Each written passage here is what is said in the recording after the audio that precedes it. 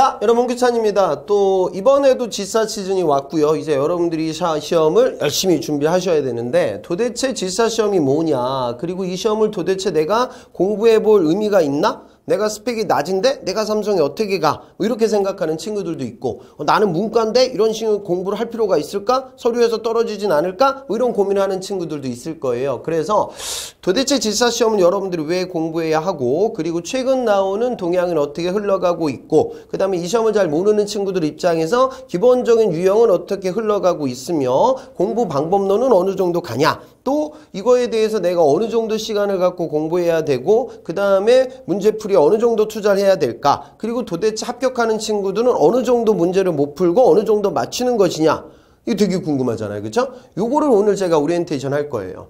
이것만 얘기하려도 시간이 좀 오래 갈 것 같긴 해. 그런데 제가 좀 말이 빠르니까 빠른 시간에 여러분들 질샷을 도대체 왜 공부해야 할 것이며, 또 여기서 여러분들이 주의해야 될 부분들을 좀 같이 설명드리도록 할게요. 그러니까 제가 일하면서 느끼는 건데, 요즘 올드루키들이 굉장히 많아요. 제 학생 중에도 있고. 근데 실제로 보면 뭐 반도체 장비 기업들 있잖아요. 우리나라 기업들. 거기도 이제 좋은 기업들이 많죠. 그 다음에 여러분들 이번 삼성 같은 경우에는 하반기 때는 자회사 공채가 따로 올라가니까 삼성 메디슨, 세메스 뭐 이런 기업들은 또 따로 떠요. 그래서 여러분들 중에 공채 지삿도 준비하지만 이런 자회사 공채도 같이 보게 되면 지삿을 한 시즌에 2번 볼 수도 있어요. 하반기는요. 그 특징도 있습니다. 그런데 장비 기업에 입사해도 솔직한 얘기로 연봉이 한 3천, 4천 정도 주고, 또 이제 큰 기업들이기 때문에 일반 소비재 기업들보다는 사실 나아요.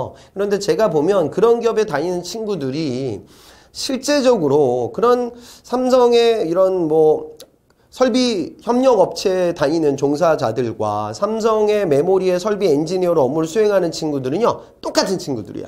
그러니까 똑같은 학교, 똑같은 학점, 똑같은 어학점수를 갖고 있어요. 대부분 생긴 것도 비스무리해. 그런데 실제로 보면 연봉은 여기 가면은 3천, 4천 받고 여기는 이제 6천, 7천 받는단 말이야. 보너스 챙겨주니까. 그 다음에 더 큰 문제가 뭐냐면 똑같은 라인에서 일을 해요. 그런데 삼성에 종사하는 사람들은 우리 이른바 갑이고, 나는 이제 협력업체니까 을에서 일을 하게 되는 게 사실이죠. 그러니까 남학생들은 군대로 치면 같은 부대에서 똑같이 일을 하는데 이 사람은 장교고 나는 부사관이란 말이지. 그러니까 이거에 대한 염증을 느끼고, 아니 나하고 똑같은 친구들이 저기 있는데 나도 저기 가야 되지 않을까? 아마 여기 방송 보는 분들 중에 지금 올드루키 상당할 거야. 이런 일이 펼쳐지거든요. 그러니까 결국 이 차이점은 뭐냐, 이 시험을 붙냐 안 붙냐 여기에 달린 부분이에요. 그래서 여러분들이 꼭 후회 남지 않게끔 좀 준비를 하셨으면 하는 바람이고요. 그 다음에 삼성은 정말 기회가 많아요.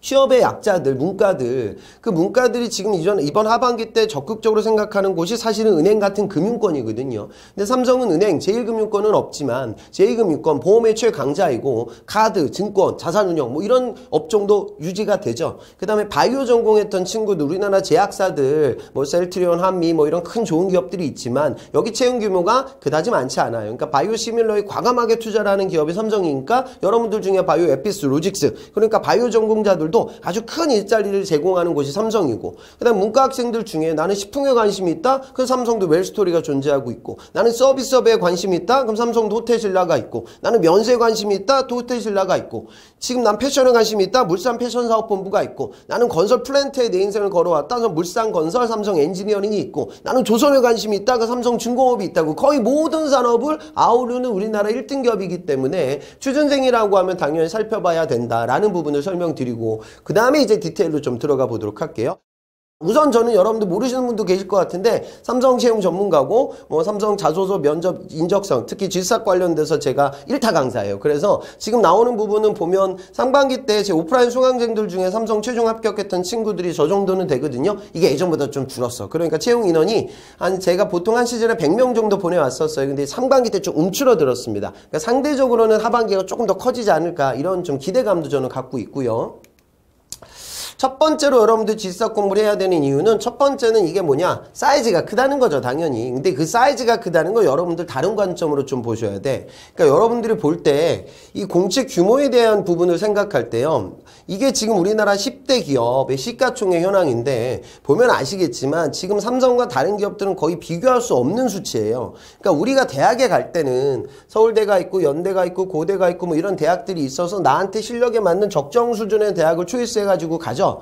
이게 합당한 선택이야. 왜 그러냐? 대학들의 정원은 그다지 큰 차이가 없으니까. 근데 기업은 그렇지가 않단 말이죠. 지금 삼성전자 같은 경우에는 공채 규모가 제일 많을 때, 상반기 때 제일 많을 때 한 3,500 정도 뽑았다고 언론에서 공표했거든요. 그러니까 물론 지금 이거보다는 좀 줄어들긴 했지만 전체 그룹 공채로 보면 기천 단위라고요. CJ그룹 여기가 한 시즌에 500명 정도 뽑아요. 많아야. 그리고 하나그룹이 한 시즌에 한 500명 정도 뽑는다고요. 그러니까 전체적으로 채용 사이즈로 봤을 때 삼성은 대학으로 치면 여기가 서울대가 아니에요. 인서울대학 다라고 보시는 게 사실 많죠. 그러니까 그 어마어마한 채용 규모를 갖고 있는 기업이기 때문에 당연히 여러분들이 거기에 도전해야 된다. 특히나 이공계라고 하면 뭐 차지하는 비중이 절대적이기 때문에 반도체 산업에 대한 투자, 그 다음에 요즘 뭐 네트워크 사업부나 가전도 지금 업이 좋아지고 있으니 그런 부분들에 대한 투자, 뭐 건설 플랜트, 바이오까지 전반적으로 넓게 보고 여러분들이 도전을 하게 돼요. 사이즈가 크고요. 그 다음 두 번째는 뭐냐면 지금 타이밍이 나쁘지는 않아요. 그러니까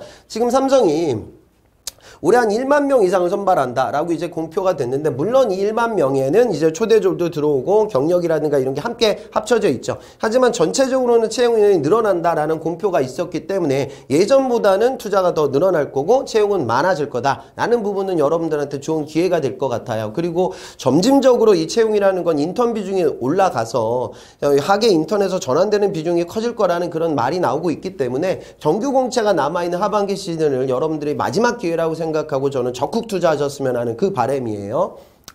그래서 첫 번째는 많이 뽑고, 두 번째는 지금이 적절한 시기다. 그리고 원래 상반기보다 하반기가 많고, 아까 제가 말씀드렸다시피 자회사 공채도 이번에 따로 열리니까 기회가 더 많아지겠죠?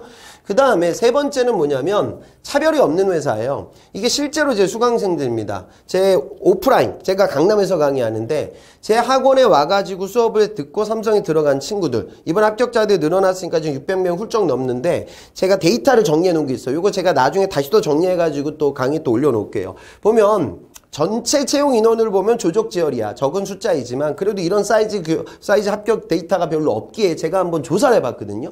그런데 이 친구들의 출신 학교가 어떻게 되냐. 삼성맨이 된 합격자들의 출신 학교가 이 정도나 돼요. 그리고 아까 제가 말씀드렸다시피 이 학생들은 강남에 와서 제 수업을 들었던 친구들이니까 실제적으로 지방대 비중이 이거보다 더 커지겠죠.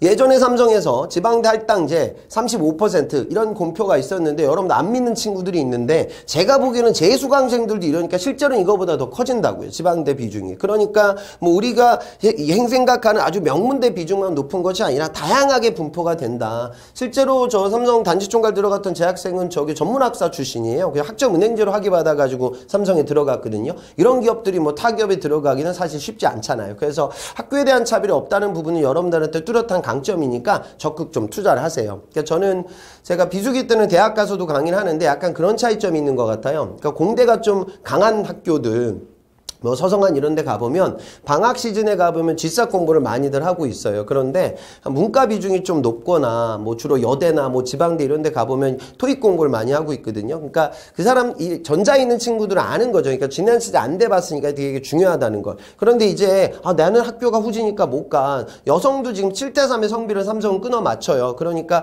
그 비중이 너무 적으니까 못 가 이렇게 생각하지 말고 전향적으로 도전하셔야 되고, 기본적인 내 학교 스펙이 좋지 못하다. 그러면은 삼성을 더 좋은 기업, 좋은 기회라고 생각하는 게 사실 맞습니다. 주변에 친구들 보면 여러분도 아실 거예요. 그래서 세 번째 이유가 이거고, 네 번째는요. 우리가 현실적으로 G3만 대비할 수는 없어요. 다른 기업 적성도 대비를 해야 돼요. 그런데 다른 기업은 서류 합격을 장담하기가 좀 어렵죠. 실제로 제가 저 유포트에 있는 수강생들 대상으로 설문조사를 해봤는데 도대체 이 G3 강의를 왜 공부하냐. 당연히 70% 가까이는 삼성 가려고 한다. 그런데 적지 않은 숫자가 삼성 말고 다른 기업들의 인적성을 동시에 준비하기 위해서 공부를 한다라고 답변을 해요. 그 이유가 삼성은 인적성의 난이도가 이제 높지가 않아요. 한 중위권, 제가 보기엔 중위권보다도 좀 내려가서 이제는 이 적성이 G4 시험이 우리나라 적성 시험 중에 난이도가 높은 편이 아니에요. 대신 범주는 넓어요. 그러니까 다른 기업에서 출제가 되지 않는 시각적 사고의 유형도 상당히 8가지, 9가지 정도 다양하게 나오고, 추리도 도식 추리도 나오고 도형 추리도 나오고 어휘 추리도 나오고 일반 모든 기업에 나오는 논리게임과 참거짓도 나오고 명제도 나와. 그리고 뭐 수리에 나오는 방정식 자료 해석은 당연히 출제되고. 그러니까 이렇게 출제 범주가 넓고 또 내가 현실적으로 서류를 합격할 수 있는 그 확률이 높기 때문에 많은 구직자들이 이 시험을 준비하고 있다라는 부분이죠. 그래서 삼성 말고 또 다른 기업이 좋은 기회를 잡기 위해서도 이 문제집을 여러분들 풀고 또 강의를 활용하고 있는 거예요. 자, 그 다음에 궁금해하는 거. 자, 그러면 이렇게 준비를 하는데 합격했던 친구들, 그러니까 지난 19년 상반기 GSAT을 뚫었던 재학생들 185명 가지고 제가 한번 설문조사를 해봤어요. 도대체 너희들이 합격을 했는데 그럼 합격했을 때 몇 개 정도 영역별로 못 풀었냐? 여러분들 이게 아주 관심이잖아. 그런데 중요한 건 실제로 풀고 있는 문제집보다 GSAT 문제집은 깔끔합니다. 깔끔하다는 건 뭐냐면 출제자들이 여러분들이네요. 그러니까 제 합격자들도 막 출제위원으로 가고 그러는데 내가 합격했던 친구들 중에 점수가 높은 친구들이 출제위원으로 차출되고 그 친구들이 문제를 내요. 그러니까 우리가 문제를 풀다 보면 어려운 문제도 있지만 경우에 따라서는 좀 지저분한 문제들도 있죠. 야, 이거 뭐 틀리라고 낸 거 아니야? 그런 식의 문제는 실전에서 나오지 않아요. 그러니까 여러분들 시험장에 가면 문제가 깔끔하게 풀린다. 난이도는 올라갈 때도 있지만 이 부분이 있고, 따라서 시각적 사고 어떤 문제 보면은 저는 눈이 나빠서 보이지도 않는데 사실 우리가 그거 가지고 연습은 하지만 그런 문제는 안 나온다고. 그러니까 요런 정도 수준이 가능하기 때문에 너무 낙담하지는 마세요. 자, 그러면 영역별로 합격자들이 자 눈에 확 들어오죠. 영역별로 추리 시각적 사고는 다 풀었다라는 친구가 64명이나 돼요. 그러니까 확실히 시각적 사고의 난이도가 상당히 쉽다.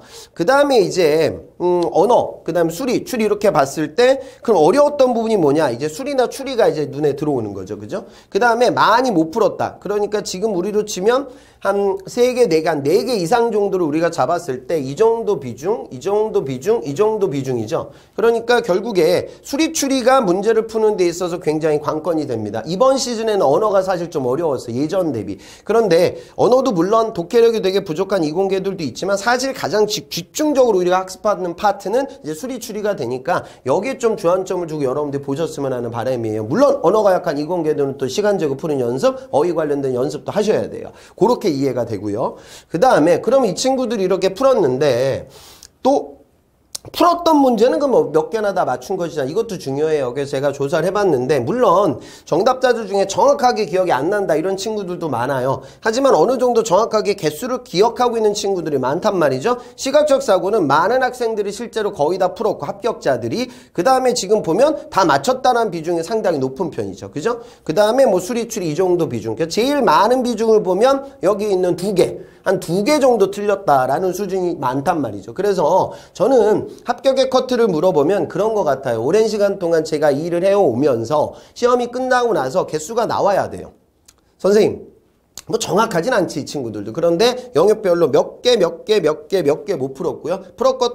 풀었는데 틀린 문제가 몇 개 정도 됩니다. 이렇게 피드백을 줬던 친구들은 거의 다 붙어요. 그런데 야 이거 뭐야? 뭐 이러면 이제 망하는 거죠. 그러니까 그 정도 수준이 이제 합격 커트가 된다. 근데 물론 이 부분도 사실 이제 계열사 전공 직무마다 달라져요. 그래서 그 부분은 지금 제가 데이터 분석을 다시 하고 있으니까 분석이 되면 제가 나중에 리포트 라이브라든가 다른 강의를 통해서 어느 사업부 지원하는가도 아주 중요하거든요. 그때 제가 다시 한번 또 공개를 할게요. 우선 이 정도로 가늠이 되고요. 이 친구들이 그러면 난이도를 어떻게 느꼈냐? 체감 난이도. 마찬가지로 시각적 사고가 쉬웠고 이번에 좀 어렵게 느낀 게 언어하고 이제 수리 파트가 돼요. 언어 같은 경우에는 이번에 예술지문 뭐 이런 것들이 출제되다 보니까 이공계들이 독해에 좀 난해함을 느꼈다라고 얘기를 하고요. 수리 같은 경우도 방정식 5문제가 딱딱 떨어져야 되는데 이번 19년 상반기 때 계산이 좀 더러웠어. 그래서 이것 때문에 말렸던 친구들이 있었단 말이죠. 그래서 난이도에 대한 비중은 이 정도로 나왔습니다. 그렇게 이해가 되고 있어요. 그러니까 추리 같은 경우도 지금 보면 지금 논리게임 파트가 그다지 어렵지 않고요. 수리 같은 경우도 방정식은 어려웠지만 자료 해석은 이번에 괜찮았어요. 그러니까 NCS처럼 아주 어려운 비율 계산이라든가 아주 어려운 곱하기 문제는 안 나와요. 계산이 떨어진 편이니까 제가 강의할 때 그 정도 수준에 맞춰서 여러분들한테 설명을 드릴 거예요. 자, 그 다음에 이 친구들이 이렇게 풀었는데 그러면 실제로 이번 시즌의 특징이 뭐냐? 우선은 언어 같은 경우에는 어휘들이 좀 어려워지는 거. 그러니까 시뮬라르크, 시뮬라시옹 이게 예술과 관련되는데 이게 4차 전평명하고도 좀 관련도가 있는 그런 지문들이거든요. 그런 지문들 때문에 어려워했다. 그렇다 해서 여러분들이 지금 예술 지문을 읽을 필요는 없어요. 그런데 그 좀 음절들이 긴 낯선 단어들, 이 낯선 단어들의 독해를 빨리빨리 해야 되니까 도식화시키면서 독해하는 연습들도 좀 진행이 돼야 되고 시간 재고 푸는 연습이 필요합니다. 자, 수리 같은 경우에는 아까 제가 말씀드렸다시피 응용 수리가 다소 좀 어려워서 학생들이 힘들어했고요. 자료 해석은 좀 쉽게 나왔던 수준입니다. 그래서 나오는 문제 패턴이 근데 똑같아요. 제가 수업 때 얘기할, 강의 때 얘기할 거속시 문제, 또 일률 문제, 농도 문제, 진감 문제, 확률 문제 똑같은 패턴으로 나왔어. 그래서 이번에 좀 난이도가 올라갔지만 이것들은 중학교 산수. 그러니까 여러분들 이게 무슨 뭐 연립방정식 푸는 수준이지 뭐 2차 방정식 푸는 건 아니에요. 그러니까 제가 여러분들 까먹었던 중학교 산수 내용들을 강의 들을 때 좀 잡아드릴 거예요. 그리고 자료 해석 관련된 부분은 자료 이해보다는 자료가 변환되는 부분, 그러니까 그래프 관련된 부분들도 출제가 되고 있는데 이런 부분들도 기출문제를 보면 어느 정도 패턴들이 있거든요. 아, 그리고 저는 인강을 할 때 우리 책에 있는 문제도 풀지만 다른 기출문제들을 제가 같이 풀 거예요. 그래서 좀 어려웠던 거, 쉬운 거, 아니면은 또 이쪽 파트에서도 어려웠던 거 같이 가늠해서 최대한 다양한 영역들 모두 다 제가 넣어서 강의 끌어가도록 하겠습니다. 자, 그 다음에 추리 파트 같은 경우에는요, 이번에 언어 추리가 좀 어렵게 느껴졌어요. 그래서 요거를 아마 또 이제 매스컴에서 보면은 추리가 어려워진 건데 언어가 어려워졌다 이렇게 보도자료가 잘못 나오기도 했는데 실제로는 언어 파트에서 뭐 겸양하다, 젠치하다, 뭐 칠칠 맞다. 그러니까 칠칠 맞지 못하다가 이제 안 좋은 건데 칠칠하다가 안 좋은 거 아니야? 뭐 이렇게 인식해가지고 제 학생들 오답 표기했던 친구들이 있었거든요. 그래서 단어 관련된 부분들이 좀 출제가 됐었어요. 근데 이거를 아주 깊이 있게 연습할 필요는 없어요. 이게 난이도가 그다지 높진 않고 낯선 문제이기 때문에 피드백이 많이 나왔지만 현실적으로는 투자해가지고 점수를 높이는 부분은 일반적인 추리가 더 중요하다라는 말씀을 드려요. 도식 추리 관련돼서 원래 알파벳으로 나왔는데 이번에 한글 자음으로 출제가 됐죠. 그런데 그 부분도 풀이 방법론 큰 변화는 없습니다. 그리고 도형 추리는 예전에 나왔던 패턴. 근데 도형이 단순한 회전과 대칭뿐만이 아니라 이번에는 연산되는 개념으로 나오거든요. 그래서 제가 응용되는 파트에 대해서도 제가 기출문제 예전 것도 한번 보고 요즘 나오는 패턴도 함께 정리해 볼 예정입니다. 시각적 사고는 난이도가 높지 않았어요. 전개도 주사위 모두 다 쉽게 나왔고 종이 접기가 예전에는 안으로 접고 바깥으로 접고 막 접다가 마지막을 안으로 접을 수도 있고 바깥으로 접을 수도 있어. 안으로 접었을 때 앞, 뒤, 바깥으로 접었을 때 앞, 뒤 막 이렇게 출제됐는데 이런 문제가 이번엔 안 나왔고 그냥 딱딱딱딱 접어서 마지막 뒤가 어떻게 생겨 먹었냐 요걸 골라라 이렇게 쉽게 나왔거든요. 그러니까 시각적 사고에 대해서 공포감을 많이 갖고 있는데 공부는 하셔야 되지만 할 만한 수준이다 라고 생각하시면 돼요. 그리고 이제 막 복잡하게 적어놨지만 패턴 변화가 그다지 크지 않아요. 그러니까 계속 그 유형 패턴으로 나옵니다. 이게 왜 그러냐면 질사는 이게 시험장에 가는 친구들이 어마어마하게 이걸 확 바꿔버리면 또 여러분들이 너무 혼란을 느껴요. 그래서 삼성도 그 부분을 고려해가지고 계속 패턴을 잡아서 문제를 내고 있고 다른 기업들은 외주를 주는단 말이야. 외주를 주는데 삼성 여러분들 훌륭한 선배들이 내고 있기 때문에 깔끔한 문제이다. 그렇게 좀 생각을 해봤으면 좋겠어요. 자, 그러면 영역별로 좀 세부적인 실제 여러분들 공부해야 될 파트를 보면 언어가 30문항 25분으로 출제가 되고요. 어휘 파트가 9문장 정도 출제가 되고 그다음 독해 파트가 21문제 정도 출제가 되고 있습니다. 그렇게 출제가 되고요. 수리 같은 경우에는 앞서 말씀드린 방정식이 5문제, 자료 해석이 15문제. 그러니까 이 자료 해석이라는 건 숫자를 좀 가지고 놀 줄 알아야 되고 비율 계산을 빨리빨리 하는 게 아주 중요해요. 그러니까 예를 들어 500분의 300이다. 60%죠? 그러면 여기서 10%로 올라간 550과 330은 똑같겠죠? 그 다음 여기서 1%가 올라간 505와 303도 똑같겠죠? 그럼 예를 들어 504분의 304가 있는데 이 둘 중에 누가 더 크냐? 뭐 이렇게 물어보면 자, 이건 1%가 증가했는데 1%보다 덜 증가했죠? 이건 1%가 증가했는데 1%보다 더 많이 증가했죠? 몸체는 작아지고 대가리는 커졌죠? 그러니까 이놈하고 이놈을 보면 뭐가 큰 거예요? 얘가 더 큰 거죠. 그러니까 이런 식의 비교예요. 그러니까 지금 제가 이거는 숫자를 심플하게 잡았지만 이 숫자가 조금씩 복잡해져요. 이런 복잡한 숫자를 빠르게 가지고 놀 수 있는 그 실력이 인적성, 그리고 질서뿐만이 아니라 대부분의 기업의 수리 파트에 다가갈 수 있는 첩경이 된다라고 생각을 하자고요. 그 다음에 이제 추리 파트는 어휘 파트, 아까 제가 말씀드렸던 거, 이게 적게 나올 때는 2문제 나올 때도 있고 많이 나올 때는 4문제 정도. 도식 추리는 딱 3문제야. 그러니까 틀리면 큰일 나는 거야. 하나가 이건 1문제짜리가 다 날라가. 제 강의 들으면 다 맞출 수 있고요. 도형 추리 3문제도 쉬워요. 난이도가. 그러니까 여기 있는 파트는 어느 정도 할 만하고요. 그 다음에 약 한 20문항의 언어출인데 명제가 한 서너 문제 나와요. 이건 제 강의 들으면 다 맞힐 수 있고요. 추론이 한 4문제에서 많이 나올 때는 8문제 정도 출제가 돼요. 요 문제의 핵심은 뭐냐? 당락은 여기서 결정될 때가 많아요. 그냥 진실게임과 조건추리. 이 예전보다는 출제 비중이 요거 보면은 좀 줄어들었죠. 그래서 요 부분에 대해서는 세그멘테이션 하는 게 굉장히 중요하죠. 그러니까 딱 보니까 건물이 이렇게 생겼어. 응? 그런데 이 가운데 홍기찬은 못 들어가. 그 다음에 홍기찬 밑에는 삼성인이 잠을 자고, 그 다음에 홍기찬 옆에는 LG맨이 잠을 자. 그 다음에 LG맨 아래쪽에는 뭐 현대맨이 잠을 자. 그러면 전체적인 조건을 딱 보고 지금 이 상황을 봤을 때 홍기찬이 여기엔 들어갈 수가 없겠네. 그리고 여기 이 4개 블럭이 들어갈 수 있는 데가 어딜까라고 찾는 거죠. 그렇게 찾게 되면 여기는 안 되고, 그 다음에 뭐 여기는 되고, 여기는 되고, 여기는 되고, 이런 기준점을 잡아야 돼요. 그러니까 지금 뭐냐면 처음에 문제를 볼 때 빠르게 도식화시키고 고정 조건을 확정 조건을 찾고 부가적인 퍼즐 조각들, 블럭들을 잡아다가 여기다 이제 넣어보는 케이스에 대한 세그멘테이션, 이 부분이 아주 중요해요. 그러니까 제가 문제 강의할 때는 이런 식의 문제를 빠르게 독해하고 기준점을 포인트를 잡고 세그멘테이션을 케이스별로 어떻게 잡을 수 있는지 이 부분에 대해서 말씀드리는 강의를 제가 끌어가도록 하겠습니다. 그 다음에 시각적 사고, 평면 도형은 아까 제가 말씀드린 종이 접기, 펀칭과 자르기, 풀이방법론 명확해요. 조각 찾기와 완성, 요것도 풀이방법론이 있어. 그래서 이 부분은 그다지 어렵지 않게 여러분들 잡아먹을 수 있고요. 전개도 문제, 제가 이제 넘버링으로 푸는데 그 방법으로 다 풀 수 있어요. 그 다음에 이제 투상도 문제와 도형 비교는 사실 풀이기법이 명확치는 않아요. 그래서 이 부분은 사실 여러분들 공간 지각 능력이 좀 필요한데, 문제를 좀 미시적으로 보거나 특징부를 보거나 대칭부를 보거나 보기들 사이에 링크 걸기, 몇 가지 기법들을 말씀드릴 테니까 그거 보면서 속도감을 좀 높이자고요.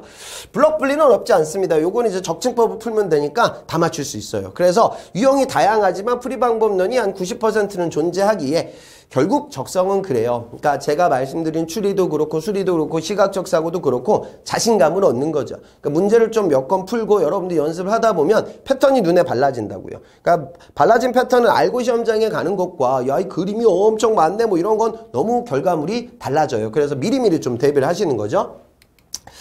자, 그래서 이번 지금 인간 같은 경우에는요, 자, 영역별 교재 문제와 기출 문제가 이제 들어가 있어서 최신 트렌드에 맞게끔 제가 문제 푸는 팁을 좀 말씀드릴 거예요. 그리고 저는 이것과 더불어서 지금 인강에 추가적인 자료를 좀 넣어놨어요. 첫 번째는 뭐냐면 플러스 알파 1은 인성평가. 요즘 AI 면접이 굉장히 커지고 있고요. 그 다음에 인성평가에서 삼성 같은 경우에는 이걸 지사 뚫고 나서 면접장 가서 푸는데, 다른 기업들을 또 대비를 하셔야 되고 또 면접장 가서 이런 인성평가에 대비를 하셔야 되고, 요즘 AI 면접도 있으니까 비즈니스 상황에 대해서 내가 어떤 식으로 의사결정을 내려야 되냐, 요거에 대해서 제가 첨언하는 강의를 넣어놨어요. 그래서 문제 띄워놓고 홍기찬이 생각하는 사고 그 논리적인 분석, 이 부분을 여러분들 좀 느끼고 그런 문제를 푸셨으면 좋겠어요. 그거 추가시켰고요. 두 번째 플러스 알파는 경제 경영을 제가 넣어놨습니다. 그래서 이 부분은 우선 삼성이 금융권, 그 다음에 방송 보는 분들 중에 문과들이 이제 은행을 많이 쓸 건데, 거기 들어가기 위해서는 아주 기본적인 미시경제, 거시경제, 마케팅의 기본 이론을 알아야 돼요. 그래서 그걸 넣어놨고, 이공계들도 이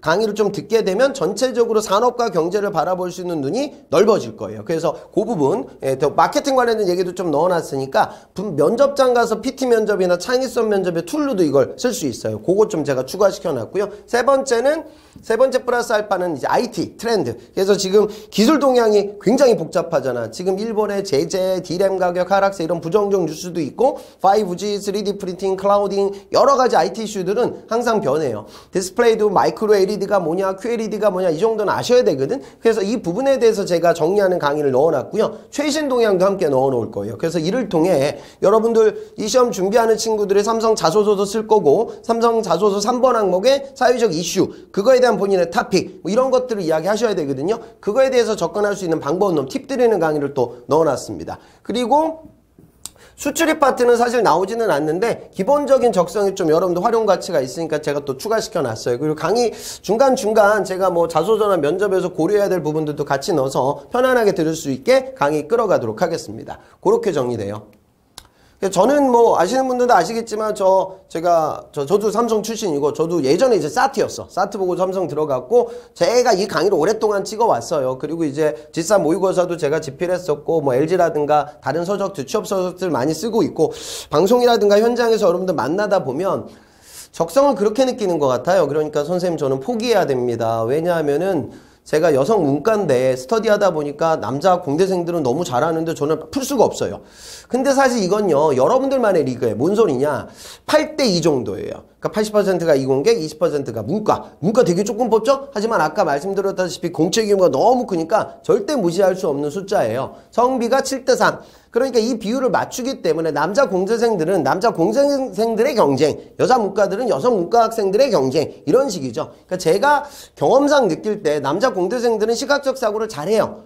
언어를 조금 못하는 학생들이 있고 당락은 추리에서 결정되는 것 같아요. 그 다음에 여성 문과 학생들은 보면 언어를 아주 잘해요. 시각적 사고는 다 못해요. 그리고 수리에서 좀 차이가 많이 나는 것 같아요. 그래서 이런 부분들을 좀 고려해가지고 각자 전반적인 학업을 진행할 때는 너무 자신감을 떨어질 필요 없다. 나하고 비슷한 사람들만의 경쟁이다. 그렇게 생각하고 유학생들도 이 시험을 준비해요. 그러니까 유학생들은 이게 영문지사를 보게 되는데 언어 영역 출제가 안 되고 수리, 추리, 시각적 사고가 그냥 번역본으로 나와. 그러니까 지금 영어로 된 문제집이 없으니까 요 강의 들으면서 여러분들 차근차근 준비를 해봤으면 좋겠습니다. 그렇게 이행이 돼요.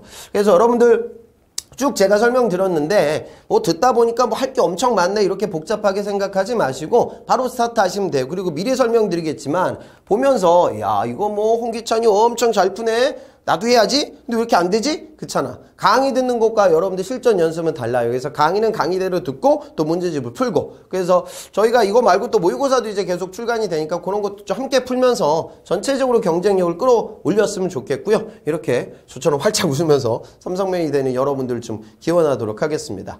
그리고 기회가 굉장히 많고요. 그 다음에 여러분들이 이제 공부할 때 요 공부를 하게 되면 다른 기업들도 커버가 되고 상반기 대비 하반기 공채가 원래 채용 인원이 많으니까 삼성 외에 다른 기업들도 도전하는데 작은 자양분이 됐으면 좋겠습니다. 좀 개괄적인 오리엔테이션 그리고 설명은 이쯤에서 마무리 짓고요. 자 이제 디테일한 강의로 들어가서 정신 똑바로 차리고 제가 좀 말이 빠른 편이니까 여러분들 천천히 들으셔도 될 것 같아요. 그리고 인강은 또 복습도 되니까 그렇게 차근차근 준비하셨으면 좋겠습니다. 오리엔테이션은 이쯤에서 마무리 짓도록 하겠습니다. 저는 홍기찬이었습니다.